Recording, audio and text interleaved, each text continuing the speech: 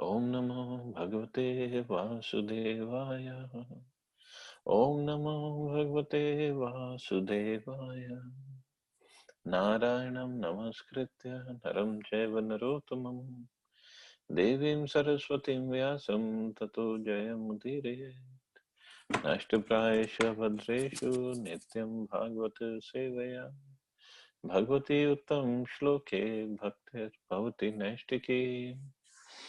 So, continuing with the discussion on Bhagavad Gita, chapter 15, the Yoga of the Supreme Person, text 16 onwards.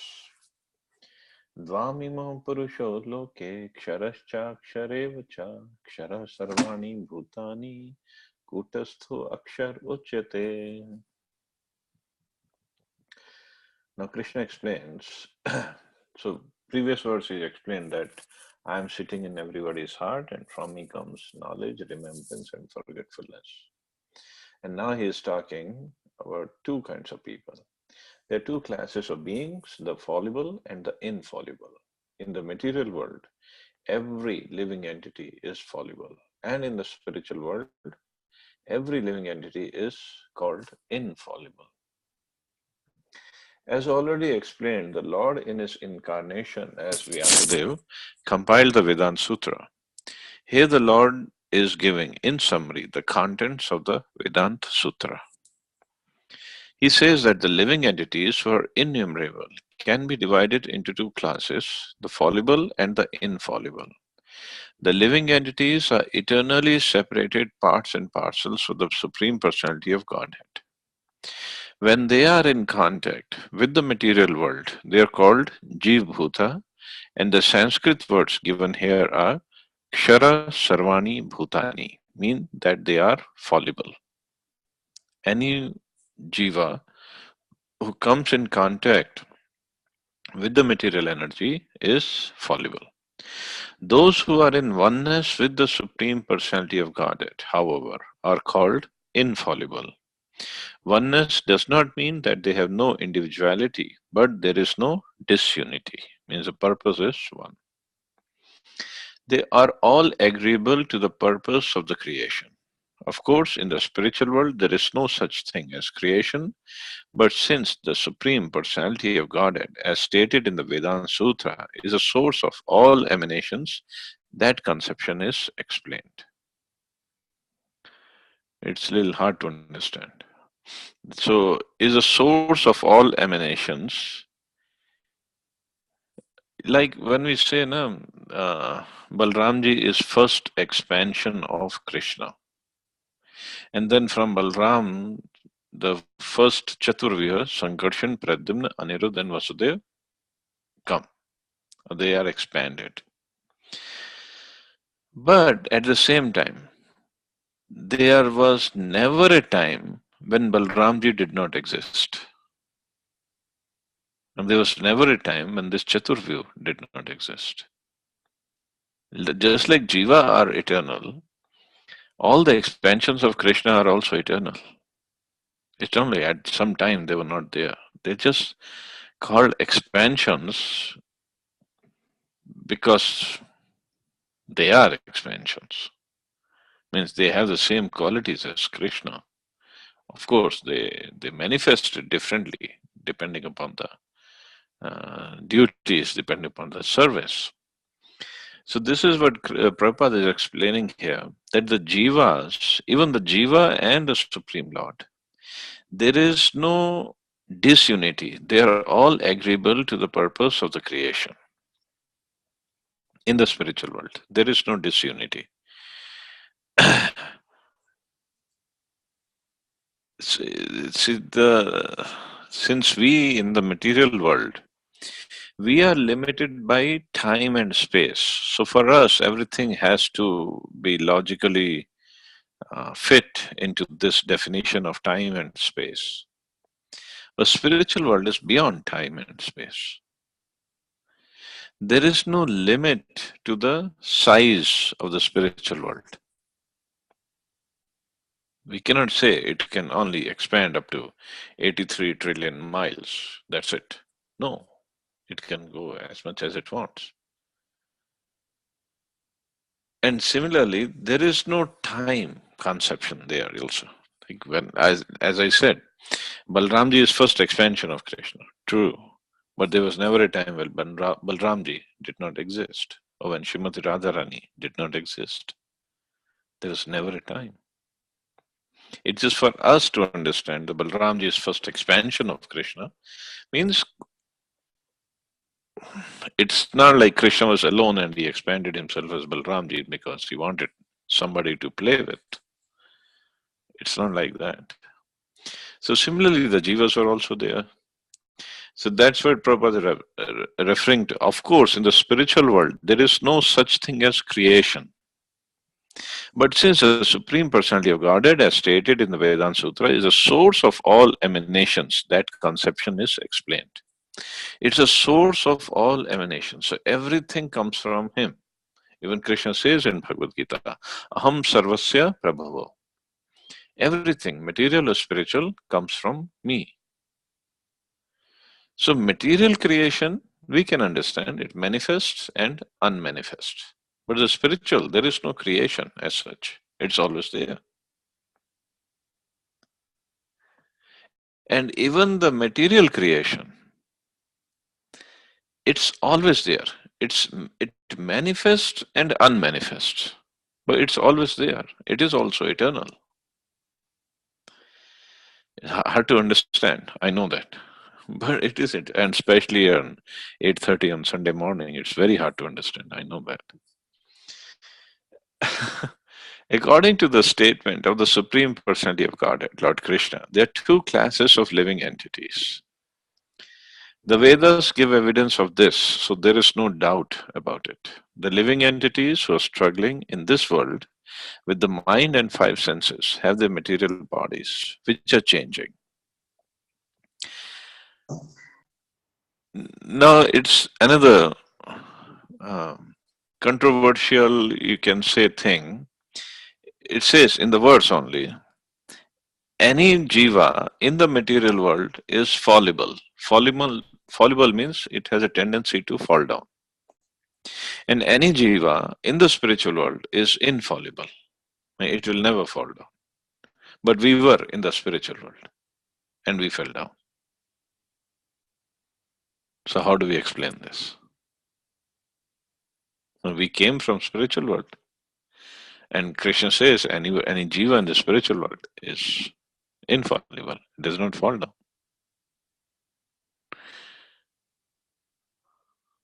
And everybody in the material world is fallible. So how do we explain this thing? It's difficult to understand. And we were all in the spiritual world. So how did we fall down? So if we did not fall down from the spiritual world, then where did we come from? And if we were not in the spiritual world, then there's so many things that Krishna also says. One who goes back, he does not come back to the material world. The jiva, the person who goes back to the spiritual world, yad gatva nandivartante tadham paramamma. Once achieving that, he does not come back. Okay. And then Prabhupada has given a very that booklet, that book the Prabhupada printed, Back to Godhead, going back home, back to Godhead. How do we go back to a place if it didn't come from that place? How can we do that? So the answer that comes to my mind, actually. Okay, jiva in the spiritual world is not fallible as such, but if he misuses his independence, he can fall down. But even if he falls down, it will be for such a short duration compared to his eternally living there. So when he goes back, the time period between his coming to the material and going back is It's so small, so negligible that it's not even counted as fall down.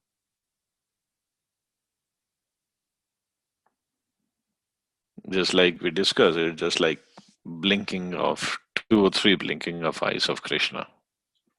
That's it. So compared to his eternally residing there, two, three blinks of eye, it's negligible. It's not even noticeable over there. Of course, we hear our Haribol goes on when we live in the material world, but it's just a couple of blinks of eye, or few blinks of eye in Golok Vrindavan. And that's why it is called, na? In spiritual world, it was, we were in ecstasy, and in material world, we got our asikitasi. That's the problem here. And here we are struggling, we are suffering. Krishna also says, no, manas shasthani indriyani prakriti sthani karshati. And the living entity is struggling with the mind and the senses. And in the spiritual world, we were very nicely, we were in ecstasy. And here, everything goes upside down. So, the living entities who are struggling in this material world with the mind and the five senses have the material bodies which are changing. As long as the living entity is conditioned, his body changes due to contact with matter. Matter is changing, so the living entity appears to be changing. But in the spiritual world, the body is not made of matter. Therefore, there is no change. In the material world, the living entity undergoes six changes: birth, growth, duration, reproduction, then dwindling, and vanishing. These are the changes of the material body. But in the spiritual world, the body does not change. There is no old age, there is no birth, there is no death. They all exist in oneness. So everything is constant over there. Kshara Sarvani Bhutani, any living entity who has come in contact with matter, beginning from the first created being Brahma down to a small ant, is changing its body. Therefore, they are all fallible. In the spiritual world, however, they're always liberated in oneness. So that's what I've understood. That even if they fall down, uh, it's it's for such a negligible point of time that it's not even worth measuring it. So this is the difference between spiritual and material world. Spiritual world, everything is so nice, like no old age, no birth, no disease, no death. In material world, we have to go through all these problems. And then adi bhautik, adi atmik, adi devik klesha. So material world, it's all problems everywhere. It's just problem, nothing but problems. And spiritual world is nothing but fun, fun, fun. Text 17. Uttama purushastvanya parmatmeti iti udarita yo loktrayam avishya bibarti vyaya ishvara. Besides these two, means fallible and infallible jivas, there is a greatest living personality, the Supreme Soul, the imperishable Lord Himself, who has entered the three worlds and is maintaining them. So, besides infallible, fallible jivas, there is a Supreme Lord.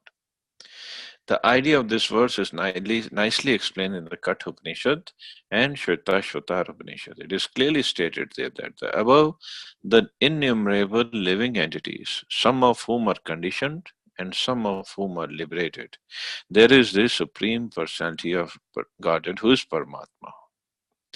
The Upanishadic verse runs as follows: Nitya Nityanam Chetnas Chetnanam. The purport is that almost amongst all the living entities, both conditioned and liberated, there is one supreme living personality, the supreme personality of Godhead, who maintains them and gives them all the facility of enjoyment according to different work.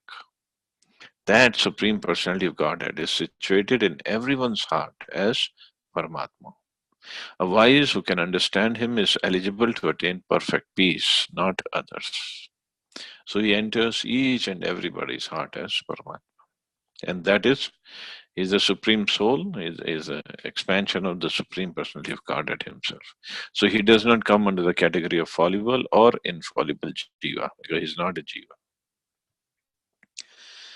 Yasmat aksharam atito aham akshiradapi cha uttamaha ato asmi loke vede cha pratita purushottamaha.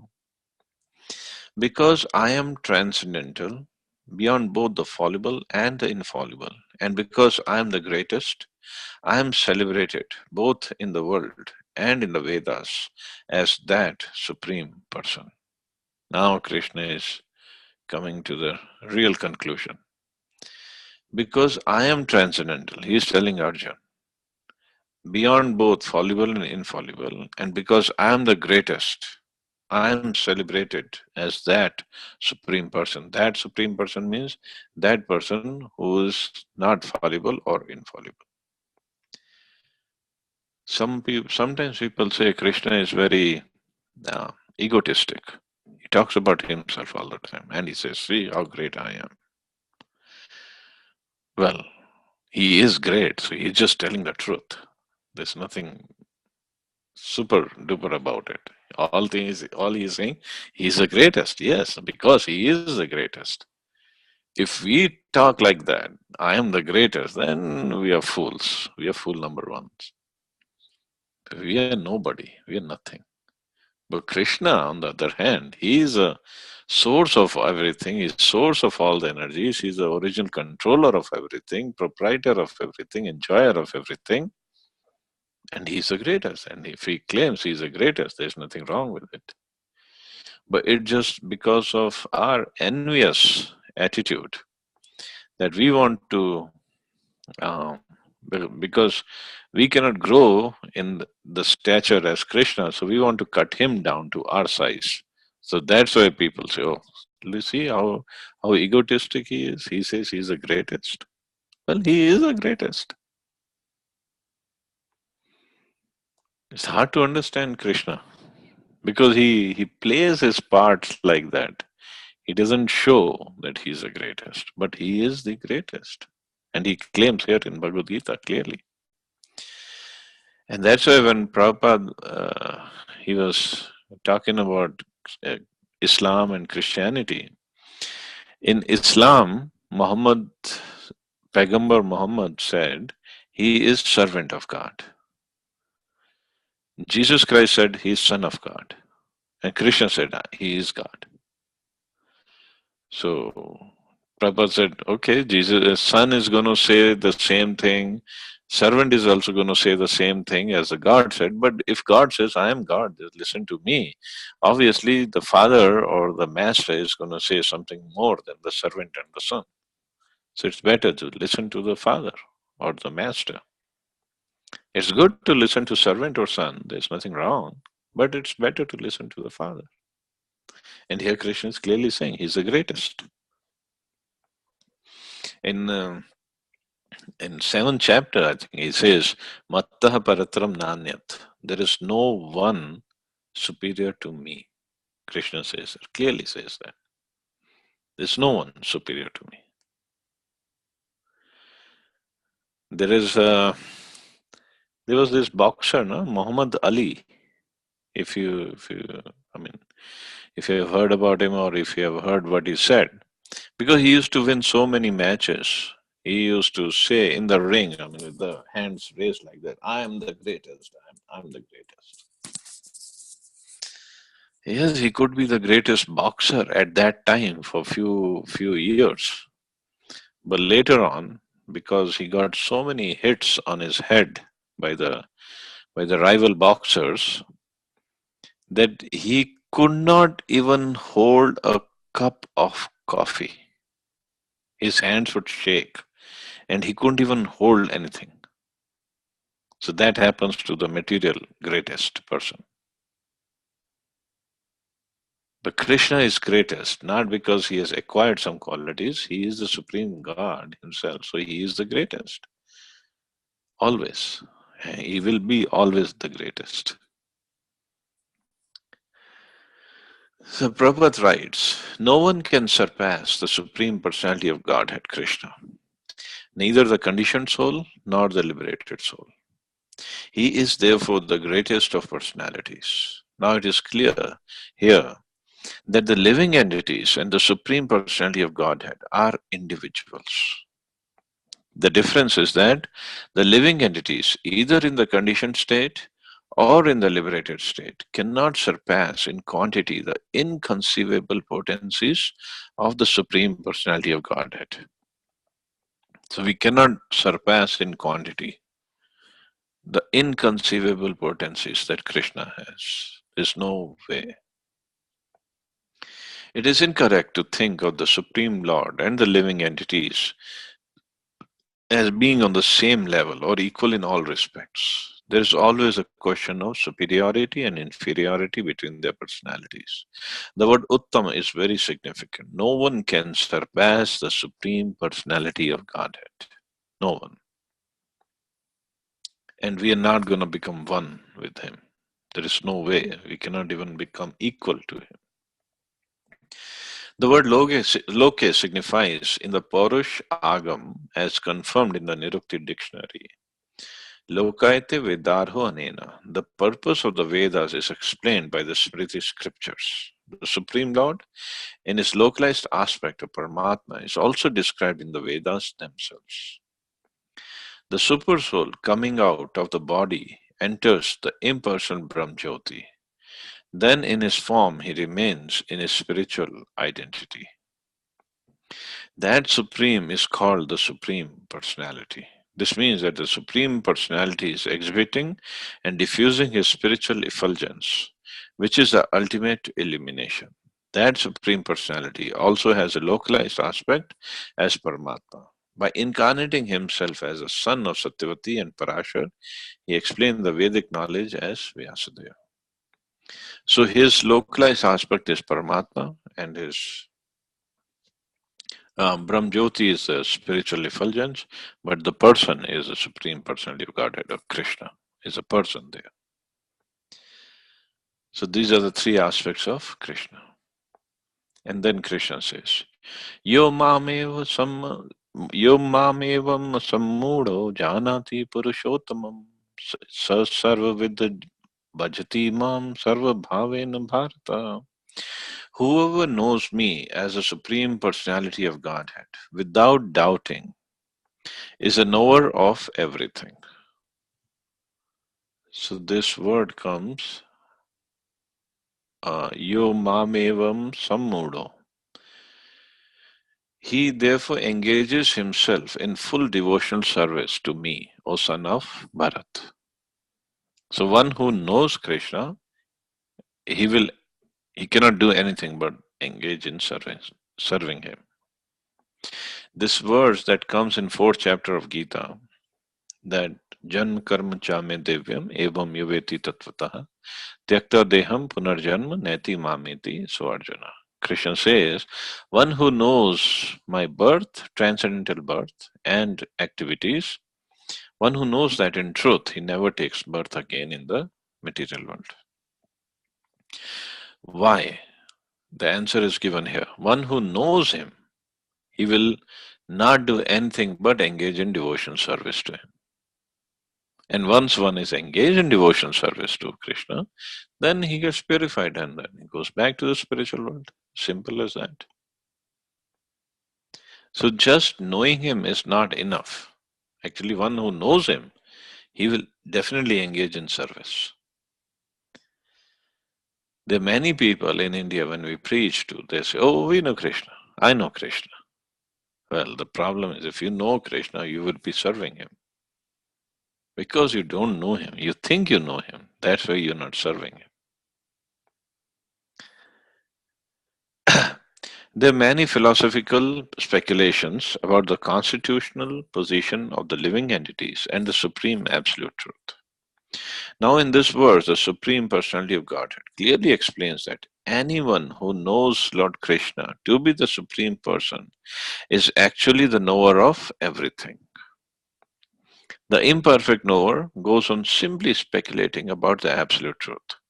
But the perfect knower, without wasting his valuable time, engages directly in Krishna consciousness, the devotional service of the Supreme Lord. So that is the result of knowing Krishna. Throughout the whole of Bhagavad Gita, this fact is being stressed at every step. And there's so many stubborn commentators on Bhagavad Gita who consider the supreme absolute truth and the living entities to be one and the same. So they are the stubborn commentators because they cannot understand Krishna properly, because they don't have the mercy of Krishna, because they're not engaged in devotional service of Krishna. So their commentaries, they say, oh, Krishna and the living entities are one and the same. They're all one. Everybody is one. No, we are not equal to Krishna. Vedic knowledge is called Shruti, learning by oral reception. One should actually receive the Vedic message from authorities like Krishna and his representatives. Here, Krishna distinguishes everything very nicely, and one should hear from this source. Simply to hear like the hogs is not sufficient. One must be able to understand from the authorities. Simply to hear like the hogs. So, why just like a hog? Even the person who hears, there are different categories are given in scriptures. But why here Prabhupada is saying simply to hear like the hogs is not sufficient. Because a hog, even if he's enjoying his the wonderful stool that he's eating, if you call him, he will not give up the stool eating. He will listen, but he will be busy in his activity. So, or he will not listen at all anyway. So one has to hear, must be able to understand from the authorities. It is not that one should simply speculate academically. There are so many speculators. They try to sit on their sofa and have a cigarette in the hand and they try to comment on Bhagavad Gita. Because they cannot understand Bhagavad Gita, that's why they speculate. Basically, they speculate. And they use such fancy language that people, because they cannot understand anything, they say, oh, this is very high philosophy. This must be very high philosophy because we can't understand anything. And people do that because they don't understand that one who reads Bhagavad Gita, and reading of Bhagavad Gita means he would be able to understand Krishna, and one who understands Krishna, one who knows Krishna, even to whatever extent, he would not do anything except serving Krishna. One should submissively hear from Bhagavad Gita that these living entities are always subordinate to the Supreme Personality of Godhead. Anyone who is able to understand this, according to the Supreme Personality of Godhead, Sri Krishna, knows the purpose of the Vedas. No one else knows the purpose of the Vedas. So, the purpose of the Vedas to know Krishna, and one who knows Krishna, he will be engaged in his service. The word bhajati is very significant. In many places, the word bhajati is expressed in relationship with the service of the Supreme Lord. If a person is engaged in full Krishna consciousness, in the devotional service of the Lord, it is to be understood that he has understood all the Vedic knowledge. Once, there's a wonderful verse in Bhagavatam.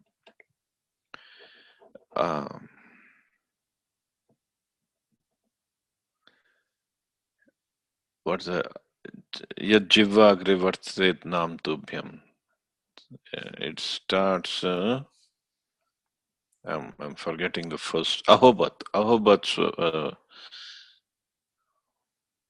Something. I'm forgetting the words. What it means is one who is chanting the holy name, the Lord, he has done in the previous lives, he has done all the pious activities like a study of the scriptures, going to the dham, taking pilgrimage to different places, and doing all of the wonderful activities. So the disciples of Prabhupada, they read that verse and Prabhupada's commentary on that. So they went to Srila Prabhupada. Oh Prabhupada, see now this lifetime we are chanting the holy names of Krishna.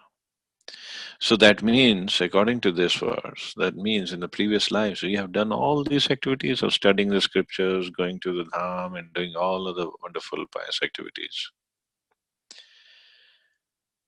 Prabhupada just told them on the face, he said, I made your pious activities.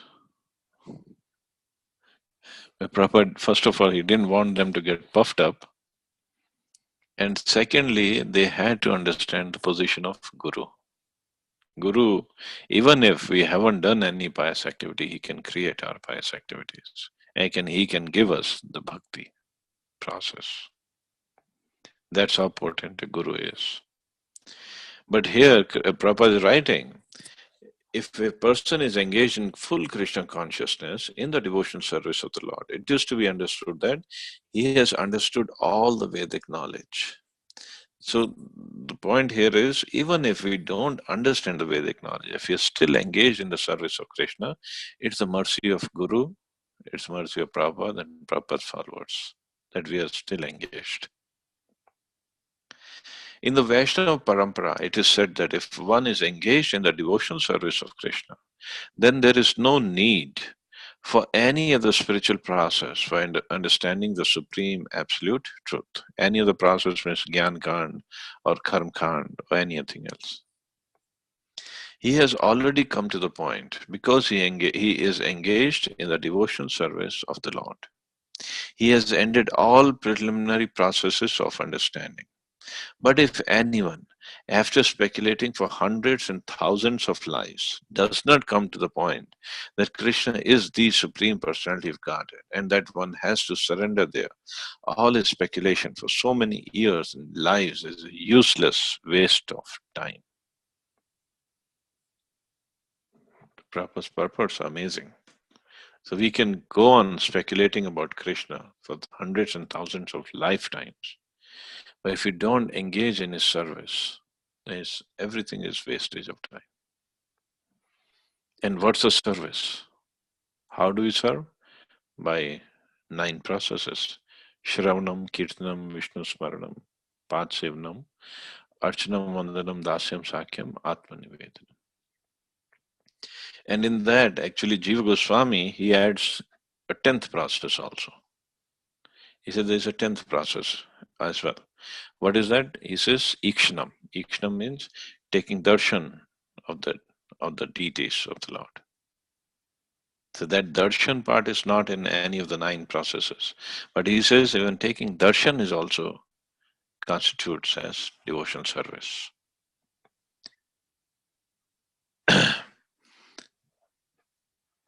Do you know what going to dham comes under? Like Radha Prabhu was trying to go to Vrindavan yesterday and he couldn't go. But going to dham also comes under one devotional service, one of the 9 processes. Any idea what is going to dham? Going to like Vrindavan or Jagannath Puri or the dhams? Where does it come under? You can turn on your mic and say.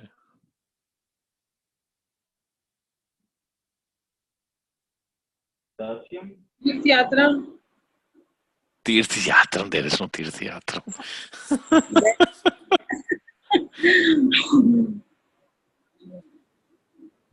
It's a Path Sevanam. Going to Dham comes under Path Sevanam, serving the lotus feet of the Lord.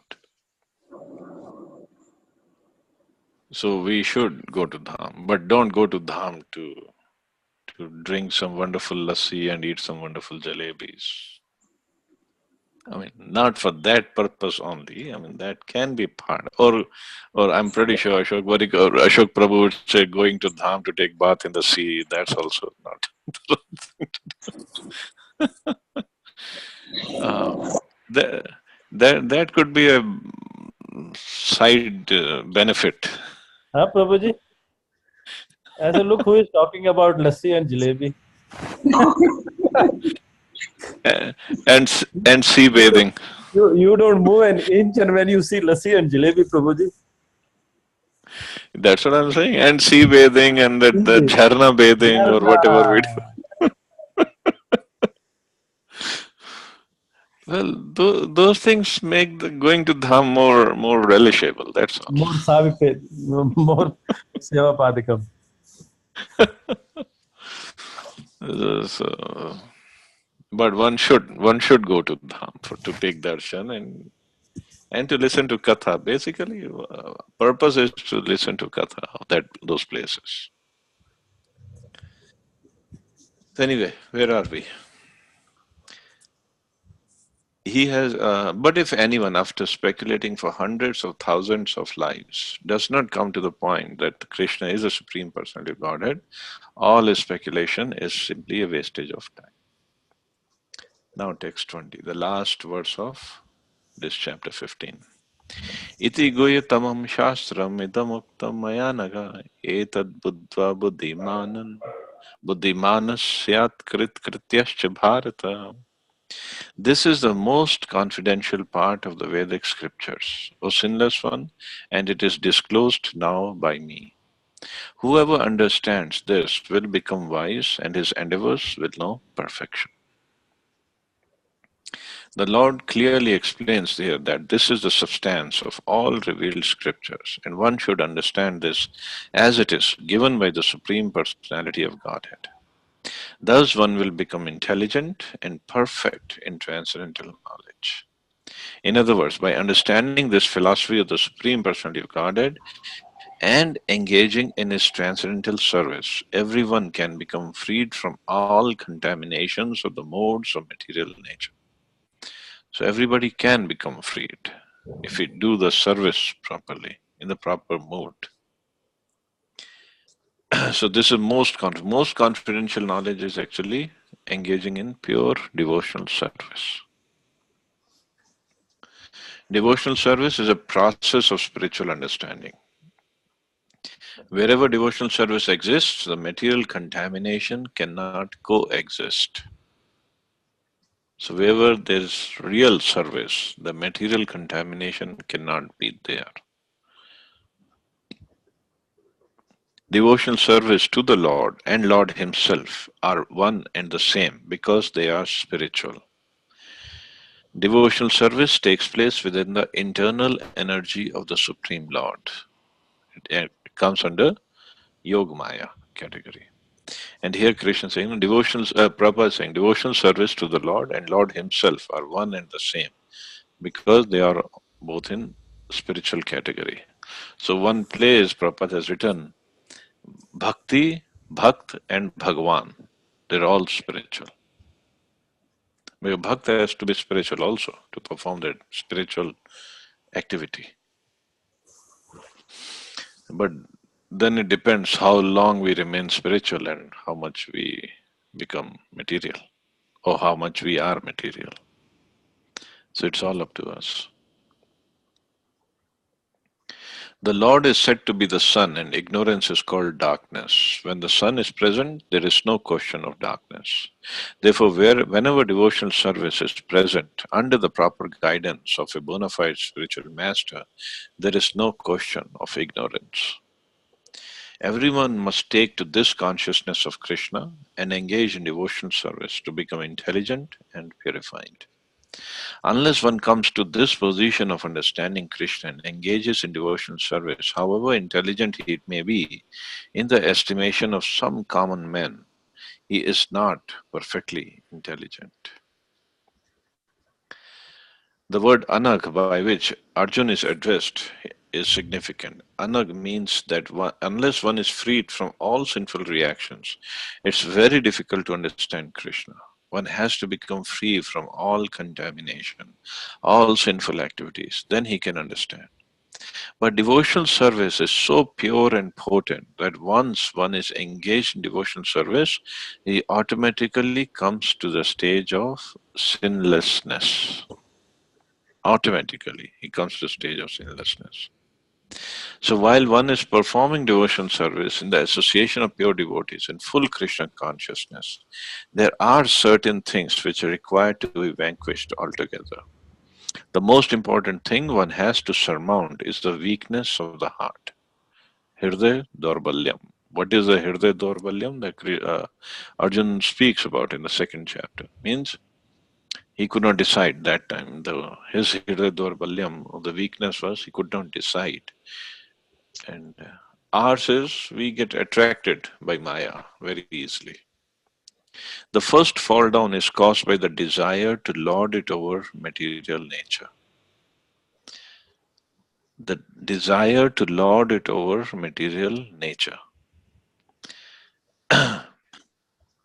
means our desire to gratify our senses or control everything. I am the controller, I am the proprietor, I am the enjoyer. Even the gross senses are still easier.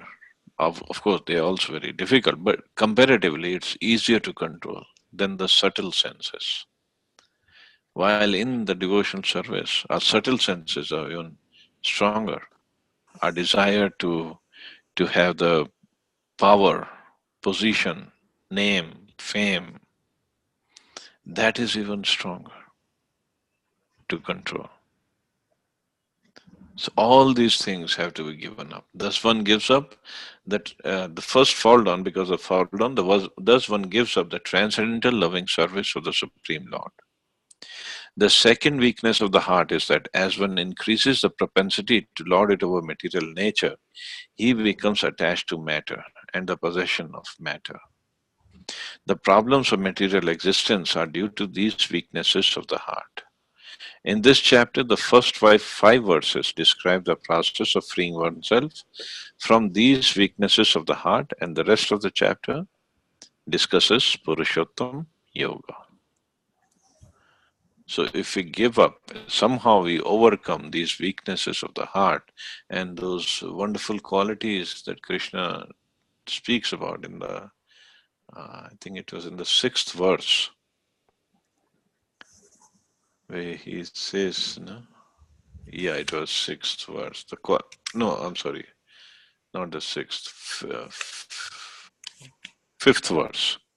Those who are free from false prestige, illusion, and false association, who understand the eternal, who are done with the material lust, who are freed from the dualities of happiness and distress, and who, unbewildered, know how to surrender unto the Supreme Person, attain to that eternal kingdom. So wonderful qualities that we have to develop if we want to become eligible to go back home, back to Godhead. So the process that is given by Prabhupada made it very easy actually. He says you just engage in devotional service and slowly these qualities will develop.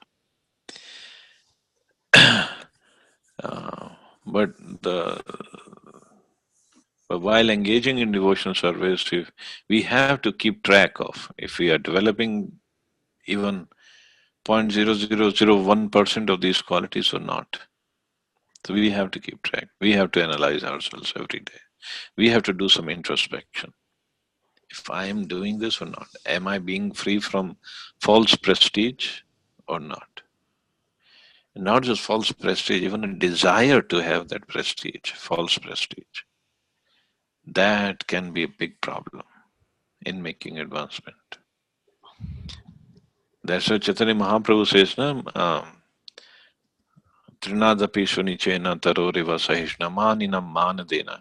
Amanina, we should not have any desire to have respect or being respected by others. But we all love that so much. I should be respected. I should be glorified. So because that desire inside is still there, subtle desire is still there. That's why Bhakti Siddhanta Saraswati Thakur, in one of his bhajans, he has written, Kanak Kamni Pratishtha Bhagini. The desire to have money, women, and pratishtha, prestige. They're like Bhagini, they're like the tigress that will eat the bhakti alive. So we have to be very careful. So when Krishna says he is the greatest, he is the greatest. When we say, I'm the greatest, you should all worship me, give me the accolades, give me the first prashadam, or put me on a higher seat or whatever, then we are being fool. We are being the greatest rascals actually. Prabhupada could demand anything. He was a pure representative of Krishna. But we cannot act like Srila Prabhupada. So we have to be very careful. So I'll stop here. See anybody has any questions or comments?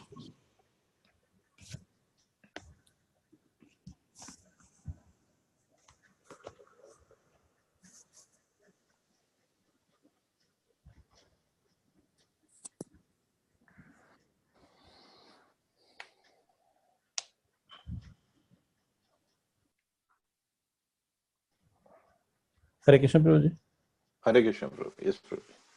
Prabhuji, you said that Balrama is an expansion of Krishna. In Krishna Lila, Balrama comes first and Krishna comes later on. So the expansion then can come even earlier than the God himself? It's just a part of Leela. Okay. So, in fact, according to Garg Samhita, Srimati Radharani appeared even before Krishna did. Okay. She appeared in the Braj Mandal later on, but in the material world, she appeared before Krishna did. Okay. So it's part of Leela, that's okay. Actually, what had happened between Balramji and Krishna, Balramji appeared as Lakshman in Ram Leela. Mm-hmm.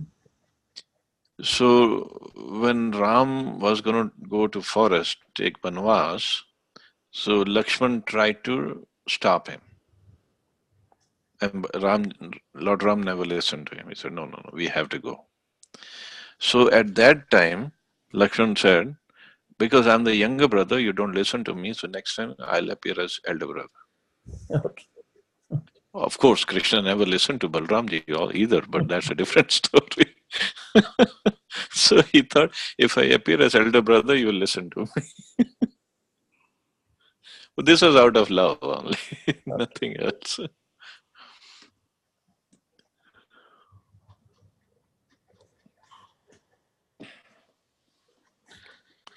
Thank you, Prabhuji, for giving us this opportunity of listening to chapter 15 in the Purushottama Mass. Well, thank you for giving me this opportunity. We are grateful to you, Prabhuji. No, Very thank you great. thank you for reminding that it's a Purushottama Mass, and we should listen to chapter 15. So it was wonderful. So we missed you. What did you say, Prabhu? Radha Prabhu is saying something. I said, Ashok Prabhu, we are very thankful. Yeah, we are thankful to Ashok Prabhuji. Yeah. We are thankful. No, Prabhuji. We are thankful to you, Prabhuji, you spared this time. And today is Radha Prabhu's marriage anniversary, so we all wish him well. Happy marriage anniversary, Prabhuji. And what time is the dosa party? Hare Krishna, Radha Prabhuji, wish you a very happy and Krishna conscious marriage anniversary. And I'll also join the dosa party. But Yes, today is yes.